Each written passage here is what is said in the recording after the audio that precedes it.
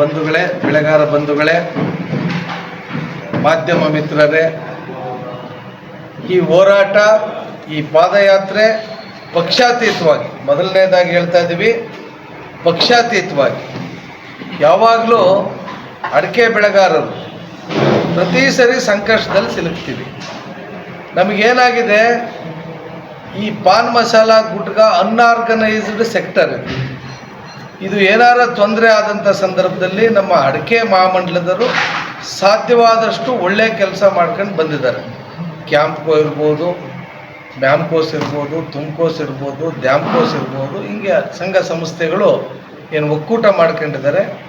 ಅವರು ದೆಹಲಿಗೆ ಹೋಗ್ತಾರೆ, ಮನವರಿಕೆ ಮಾಡಿಕೊಡ್ತಾರೆ, ರಾಜ್ಯ ಸರ್ಕಾರಕ್ಕೆ ಹೋಗ್ತಾರೆ, ಮನವಿ ಮಾಡ್ತಾರೆ.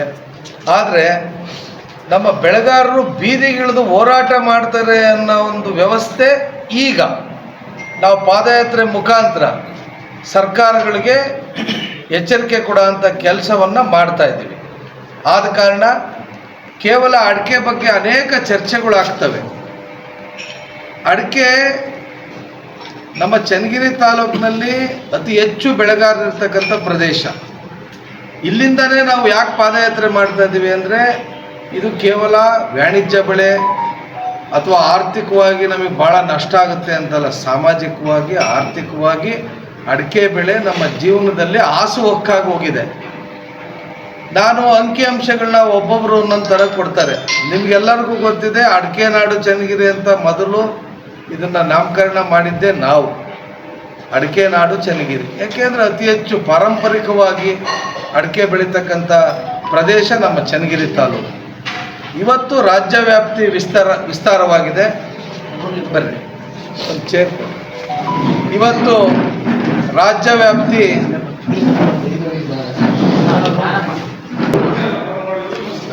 ಯಾವುದೇ ಸರ್ಕಾರಗಳಿರಲಿ ಒಂದು ಎಚ್ಚರಿಕೆ ಕೊಡಬೇಕು.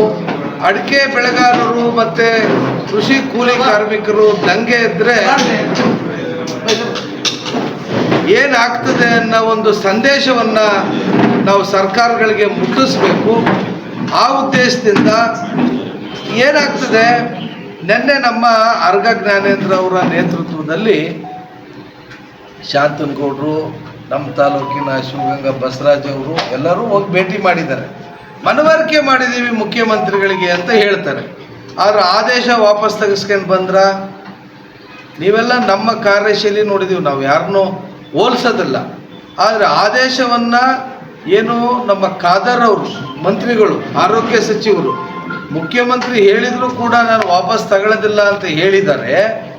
ಆ ಆದೇಶವನ್ನು ಇವರು ಮುಖ್ಯಮಂತ್ರಿಗಳಿಗೆ ಮನವಿ ಮಾಡಿ ವಾಪಸ್ ತಗೊಂಡು ಬರಲಿಲ್ಲ. ಮತ್ತು ಅನೇಕ ಜನ ಪತ್ರಿಕಾಗೋಷ್ಠಿ ಕರೀತಾರೆ, ಅದು ಹಾಗೆ ಇದು ಹೀಗೆ ಅಂತ ಹೇಳ್ತಾರೆ. ನಮ್ಮ ಉದ್ದೇಶ ಸರಿ, ನೀವೆಲ್ಲರೂ ನಾವು ಅಡಿಕೆ ಬೆಳೆಗಾರರೆಲ್ಲರೂ ಒಂದೇ, ಇದ್ರ ಪಾರ್ಟಿ ಮತ್ತು ಯಾವುದೇ ಸಂಘ ಸಂಸ್ಥೆ ಭಿನ್ನ ಭೇದ ಇಲ್ಲ, ನಾವೆಲ್ಲರೂ ಒಂದೇ. ಆದರೆ ಅಡಿಕೆ ನಿಷೇಧ ಏನು ಪಾನ್ ಮಸಾಲ ಗುಟ್ಕಾ ಜೊತೆಗೆ ಗುಟ್ಕಾ ಅಂತ ಹೇಳಿದ್ದಾರೆ, ಗುಟ್ಕಾ ನಿಷೇಧ ಅಂತ ನಮ್ಮ UT ಖಾದರ್ ಅವರು ಹೇಳಿದ್ದಾರೆ. ಅದನ್ನು ಆದೇಶವನ್ನು ವಾಪಸ್ ತೆಗ್ಸೋಕ್ಕಾಗಿಲ್ಲ. ಇದರಿಂದ ನಾವೊಂದು ಸಂದೇಶವನ್ನು ಈ ವ್ಯವಸ್ಥೆಗೆ ಮತ್ತು ಸರ್ಕಾರಗಳಿಗೆ ಕೊಡಬೇಕಾಗಿದೆ. ಮುಂದಿನ ದಿನಗಳಲ್ಲಿ ಈ ದರ ಏರಿಕೆಯಿಂದ ಮತ್ತು ದರ ಏರಿಳಿತದಿಂದ ಯಾರಿಗೆ ತೊಂದರೆ ಆಗ್ತದೆ? ನಮ್ಮ ಬೆಳೆಗಾರರಿಗೆ ತೊಂದರೆ ಆಗ್ತದೆ, ಕೃಷಿ ಕೂಲಿ ಕಾರ್ಮಿಕರಿಗೆ ತೊಂದರೆ ಆಗ್ತದೆ, ಆರ್ಥಿಕ ಚಟುವಟಿಕೆಗಳು ಬಿದ್ದು ಹೋಗ್ತವೆ, ಸಾಮಾಜಿಕ ಪರಿಣಾಮಗಳನ್ನ ನಾವು ಎದುರಿಸಬೇಕಾಗ್ತದೆ. ಪ್ರತಿ ಸರಿ ಯಾವುದಾದ್ರೂ ಒಂದು ಕಾರಣವನ್ನು ಕೊಟ್ಟು ಈ ಥರ ತೊಂದರೆ ಕೊಡ್ತಕ್ಕಂಥ ಕೆಲಸವನ್ನು ಮಾಡ್ತಾರೆ. ಕಾಳಸಂತೆಕೋರರಿಂದ ದರ ಏರಿಳಿತ ಆಗ್ತದೆ. ಸರ್ಕಾರಗಳು ಯಾವುದೋ ಒಂದು ವಿಷಯವನ್ನು ಇಟ್ಕೊಂಡು ಅದು ಆರೋಗ್ಯಕ್ಕೆ ಹಾನಿಕರ ಅಂತ ಒಬ್ರು ಹೇಳೋದು, ಇನ್ನೊಬ್ಬರು ಅದಕ್ಕೆ ಇಲ್ಲ ನಾವು ರಿಸರ್ಚ್ CFTRI ಕೊಟ್ಟಿದ್ದೀವಿ, ಅದು ಹಾನಿಕರ ಅಲ್ಲ ಅಂತ ಬರ್ತದೆ. ಹಿಂಗೆ ಏನಾದ್ರು ಒಂದು ವಿಷಯ ಮಾಡಿ ಅಡಿಕೆ ಬೆಳೆಗಾರರನ್ನ ಮತ್ತು ಇಡೀ ವ್ಯವಸ್ಥೆಯನ್ನು ಸಂಕಷ್ಟಕ್ಕೆ ಸಿಲುಕಿಸ್ತಕ್ಕಂಥ ಕೆಲಸವನ್ನು ವ್ಯವಸ್ಥೆಯಿಂದ ಆಗ್ತದೆ. ಇದು ಅನ್ಆರ್ಗನೈಸ್ಡ್ ಸೆಕ್ಟರ್ ಆಗಿದೆ, ಅಸಂಘಟಿತ ವಲಯ. ಸಿಗರೇಟು ಯಾಕೆ ಬ್ಯಾನ್ ಮಾಡ್ತಾ ಇಲ್ಲ?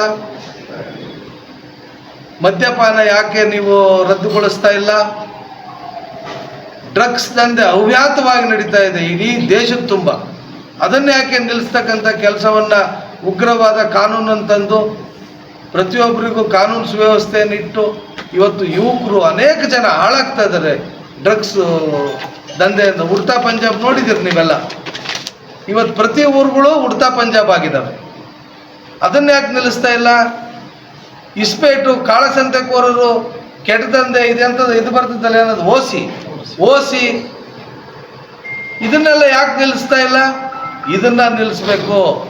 ಸಮಬಾಳು ಸಮಪಾಲು ಅಂದರೆ ಉತ್ತಮವಾದ ಆಡಳಿತವನ್ನು ಕೊಡಬೇಕು. ಯಾರೇ ಆಗಿರಲಿ ಎಲ್ಲರಿಗೂ ಸಮಾನವಾಗಿರ್ತಕ್ಕಂಥ ಆಡಳಿತವನ್ನು ಕೊಡಬೇಕು.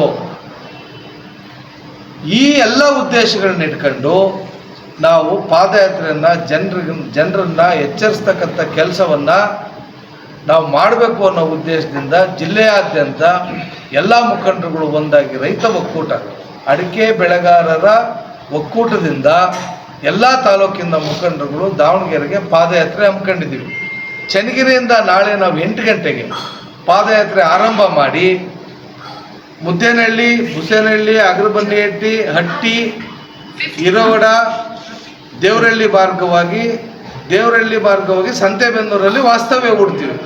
ಸಂತೆಬೆನ್ನೂರಿಂದ ಸುತ್ತಮುತ್ತ ಹಳ್ಳಿ ಎಲ್ಲ ಜನಗಳ ಜೊತೆಗೂಡಿ ನಾವು ಬಾಡ ಮಾರ್ಗವಾಗಿ ದಾವಣಗೆರೆ ಬಾಡ, ಅತ್ತಿಗೆರೆ,